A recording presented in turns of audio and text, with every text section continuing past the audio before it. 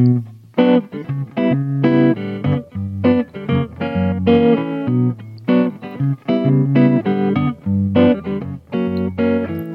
again, and welcome to a new, exciting podcast created by business and life coach Madhu and hosted by Adina Arhiri. You are listening to the second part of the series dedicated to the subject of introversion and extroversion. Do you agree that being introvert carries a negative connotation? Have you ever wondered why? Or maybe you'll find that this labeling has no grounds at all. Listen to this podcast and write down your own questions, thoughts, and explore with us. Would you say that introversion refers to people who maybe think too much as opposed to extroversion, which means taking action instead of thinking? And again, why would that be a bad thing? Yeah. Well, and I'm still referring back to the model of Jung. So he talks about where do we get our energy from, and then he talks about based on what are we making our decisions. You can, according to Jung, you can make your decisions based on facts or based on feelings, like gut feeling.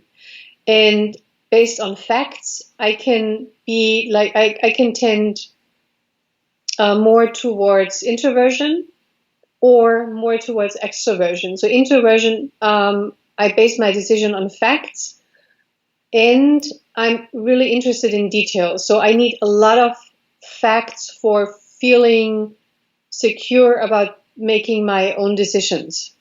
On the extrovert side, whatever, the facts are important, but I don't need as many facts in order to make my decision.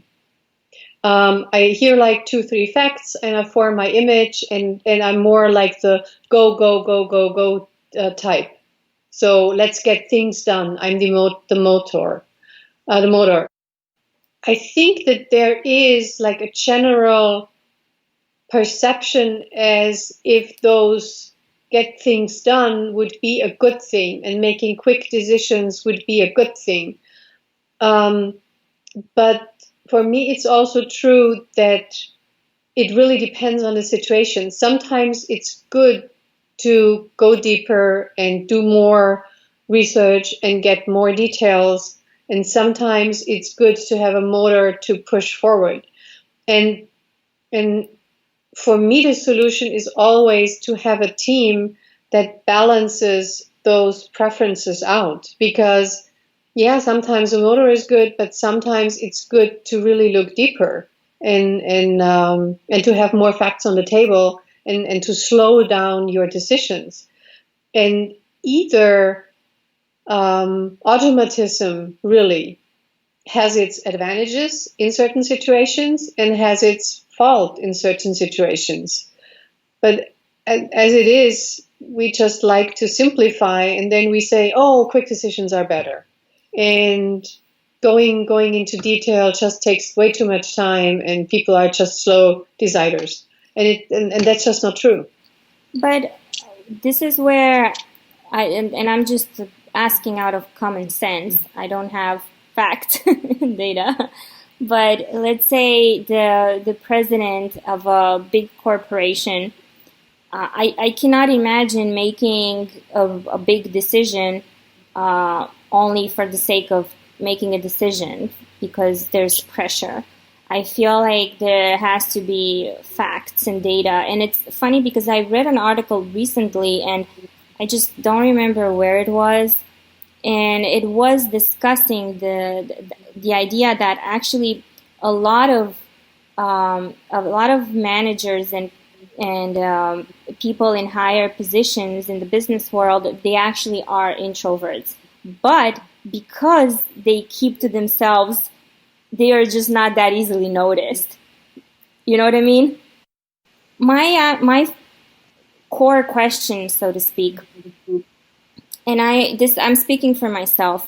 I frankly feel like these words should not exist. I feel like there is so much division And just look at the words related that I was telling you earlier about from Merriam-Webster. Only if you look at wallflower as opposed to show off. And to qualify a person as introvert slash wallflower and an extrovert slash show off is just so radical and extreme to me. It's like from one end to another. But unfortunately, we just hear these a lot. And then we have the kids, the small kids, and I've noticed how it's a contradiction. We want to teach them to be outgoing, to show their talents, and at the same time, we want to teach them to be wallflowers when needed. So what do we do? What do we do with that? How do you feel about teaching? You spoke about Jung earlier, but how should we teach kids, for example? Is there a rule out there, or are there any research? Is there any research done? Should kids be taught to be outgoing, to be extroverts and show off, or they should be taught to reflect and mind their own business and be not necessarily shy, but it would be qualified as introvert by the current standards. So how should we go, for example, with that? And I know I jumped from business people to kids, but I feel it's a pretty important connection, because these are the people who will grow up and make things happen. And while they grow up, they will hear this introvert extrovert thing. Well, my preference is, and it is with kids as it is with business people or private clients I have. So my preference is to see, like with kids, to see what is there. Like every kid and parents will agree to that. So every kid comes already with a personality. So they show their personality pretty early. Even when the mothers are still pregnant, they have a feeling of okay, this is now more quiet child, or it's a more lively child, more energetic. And then when the children are born, they already have their way to be in this world. And I think the gift that we can really give them is whatever they bring, to accept it and not to put it in a box really, but to help them accept themselves. So, and then when they maybe come back and say, "Oh, mom, and I was called an introvert in school, and what is that? What does it really mean?" And then to help them understand that this is just a label that other people use because it's easy for them, or because they don't really want to go deeper, and it's just easy for them to put people in a box, but help the children not to put themselves in such a box. And when clients who have been put in a box by others, and then who have learned to put themselves into a box, when they come to my coaching sessions, I help them and I support them in seeing the box that they put themselves in. And so, and the introversion box, at least over here, I'm not sure how it is in the States, at least over here, it's often a box that they don't value highly themselves.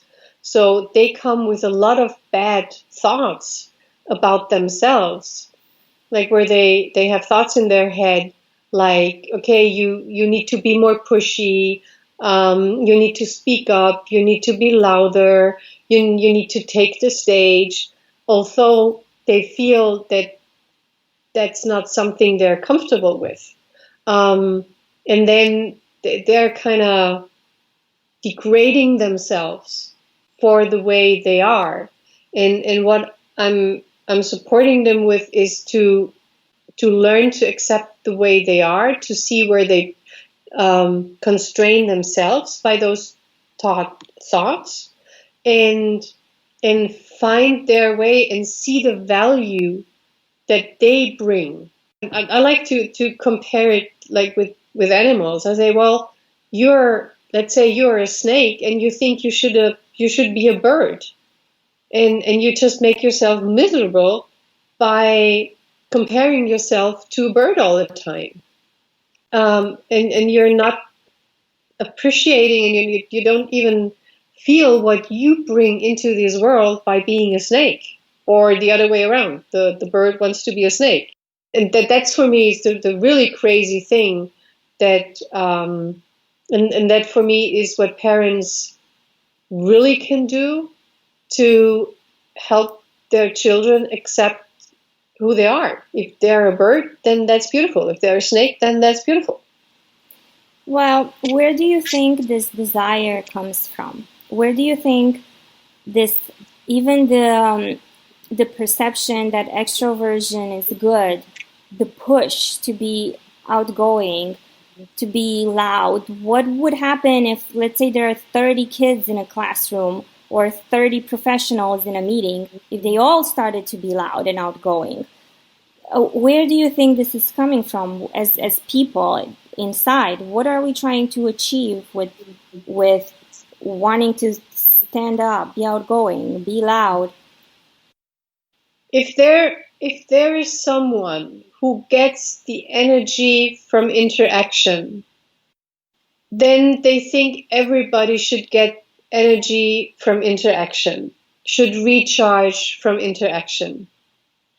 And since they are the ones who go out and push into the world and think that that's the right thing because it is right for them, because this is how they recharge, then we tend to assume that the others should exactly be as we are. And since those people are the ones who go out and look for interaction, they think that other people also should go out and look for interaction.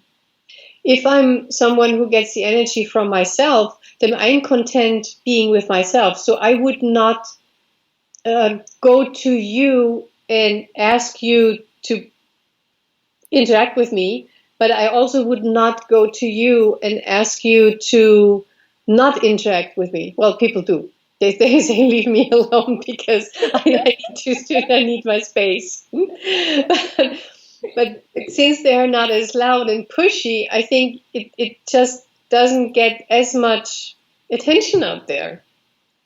You know, it's not as obvious. And I think you just said it before, like the CEOs where you have read the article about that a lot of CEOs are introverts, but since they just do the things they do and don't put it on a stage all the time, they are not as obviously, they're not as obvious and they're not as recognized. So that could be something, some explanation to your question. You have listened to the second podcast of the 4-part series that tackles introversion and extroversion. If our discussion has brought more clarity regarding this subject, feel free to let Madhu know by emailing her at madhu@einsiedler.at. I also invite you to share your comments on her social media on Facebook, LinkedIn, and Twitter, and make sure you don't miss the next 2 episodes of this series.